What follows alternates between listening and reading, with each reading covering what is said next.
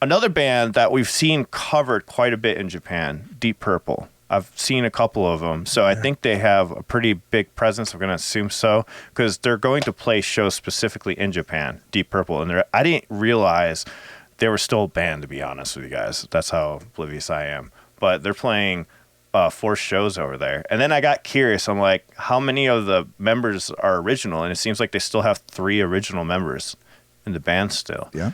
So I didn't know that. I thought that was crazy. So they're going to be playing in 2023. Go ahead, yeah, Ryan. Ian Gillan's been staying busy. He did a lot of stuff with Black Country Communion, I think, is a band with Joe Bonamassa and him, and was it John Paul Jones? I'm not sure. There's another like big musician in that. It's a really cool band, and his vocals, I guess I read somewhere that his range is limited, but what he can still sing in, he still has some power. It's pretty cool. He's been doing that for a long time, dude, and he's an old dude. So we've seen some old singers recently not be able to do what they set out to do. I think Deep Purple is really cool because at least Ian Pace, from what I've seen, is really supportive of the young talent. You know, he collaborated with Yoyoka after he reacted to her Burn cover, and it's just cool to see that they're still playing, but they also are supporting up and coming talent. Like that. Well, yeah, and then Asterism done a cover of Deep Purple also. Yeah, Metallica's singing, right? Yeah, and I listened to Hellcow sing for the first time the other day, and I was like, "Holy shit, she can sing!" That's right. Or you they can covered see Burn, right? Yeah. Like an R. Interesting thing about the Deep Purple too. Well, I was looking it up, and I guess they were listed in the 1975 Guinness Book of World Records for the globe's loudest band for a 1972 concert at London's Rainbow Theatre. Thought that was interesting. The Globes I'm sure somebody's beaten that by now, right? I didn't think there was a thing for that in the Guinness Book of World Records as the loudest band. I thought that was the Who. Yeah, no, 1975, the Globe's loudest band for a 1972 concert in London's Rainbow Theatre. This is Deep Purple? Deep Purple, yeah. Nice. So to clarify, I said something about Black Country Communion. It was not Ian Gillan. It was Glenn Hughes and Jason Bonham. So don't fucking listen to me. They bumped the Who from the list. They bumped the Who. So the Who was there at first. So that's just awesome, though, that they started this band in 1968 and they're still going.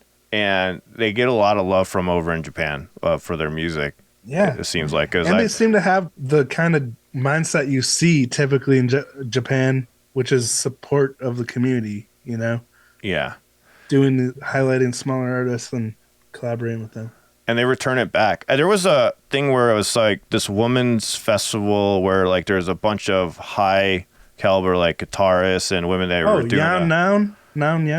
Is that what it is? Yeah, and they were doing Deep Purple. I'm like, I've never seen so many Deep Purple. I mean, you know, there was that joke back in school when people would play that over Smoke on the Water like over and over again. Like the first song everybody plays. Yeah. Yes. That's probably why they're so popular. I taught it to my son just for shits and giggles. I was like, I'm gonna teach you this too.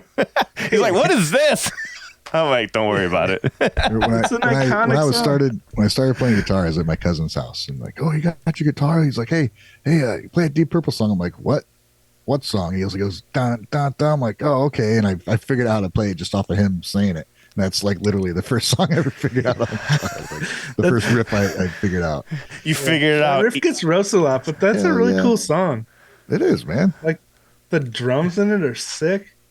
It's actually really good. Well, think about how many riffs were that like for its time, you know? Just doing that simple progression. Now we think it's simple, but the way back the bass then, comes in, yeah, you already think it's there, and then it comes in, you're like, oh shit, it's a fucking good song. Yeah, and turns out there's a reason it's been popular for fucking 100 years.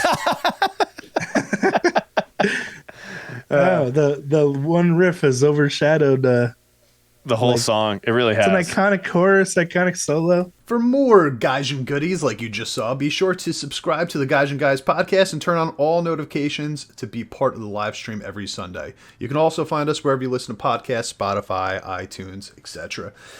You can find even more exclusive content and reactions on our Patreon, patreon.com/Gaijin Guys. I'll see you there. Adios.